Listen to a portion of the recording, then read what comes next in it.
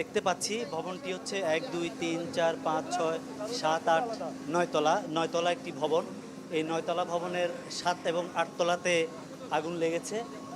তো ৭ এবং ৮ তলা যে দুটি ফ্লোরে আগুন লেগেছে সেই দুটি ফ্লোরে এখনও আগুন জ্বলছে এবং ভবনের ভেতর থেকে আগুন একেবারে বাইরের দিকে ছড়িয়ে পড়ছে, অর্থাৎ বাইরে বেরিয়ে আসার চেষ্টা করছে।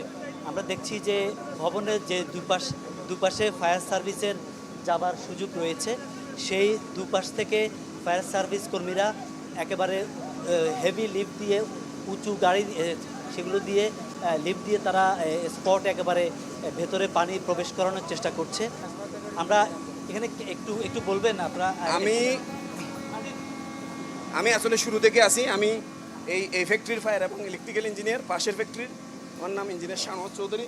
আমরা ফায়ার দেখার সাথে সাথে প্রথমে আমরা কালো ধোঁয়া দেখতে পাই, মানুষ দ্রুত এসে যায়। আমার মনে হচ্ছে এই বিল্ডিংয়ে যথেষ্ট পরিমাণ ফায়ার সেফটির কোনো ইকুইপমেন্ট না থাকার কারণে ওরা ছোটোখাটো অগ্নিকাণ্ড নিয়ন্ত্রণ করতে না পারার কারণে আগুনটা দ্রুত বেড়ে যায়। আর পর্যাপ্ত পরিমাণ ফায়ারের অভাবের কারণে, পানির অভাবের কারণে ফায়ারটা নিয়ন্ত্রণে চলে গেছে। এখন অন্তত 2 ঘন্টা পর্যন্ত ফায়ার হচ্ছে।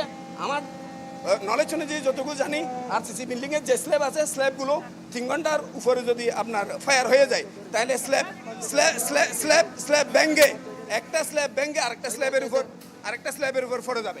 সেই জন্য আমাদের সর্বোচ্চ 1 ঘন্টা সময় আছে। 1 ঘন্টার মধ্যে যদি আমরা ফায়ার নিয়ন্ত্রণে আনতে পারি, তাহলে এই বিল্ডিংয়ের 10 ফরাটা বন্ধ করা যাবে, নাহলে এই বিল্ডিং 10 ফরার সম্ভাবনা রয়েছে। অনেক ধন্যবাদ। দোলা, আপনি শুনছিলেন একজন প্রত্যক্ষদর্শী যে ভবনটিতে আগুন লেগেছে সেই ভবনের পাশের বিল্ডিংয়ে তিনি কর্মরত। তিনি বলছিলেন যে যদি আর 1 ঘন্টা বেশি আগুন জ্বলে বা আগুন নিয়ন্ত্রণে না আসে, সেক্ষেত্রে এই ভবনটির যে দুটি ফ্লোরে আগুন লেগেছে বা ফুটছে সেই ফ্লোরগুলো ধসে পড়ার একটা শঙ্কা রয়েছে। যাই হোক, এটা ওনার অবজারভেশন, আমরা এটা নিশ্চিত করে বলতে পারবো না।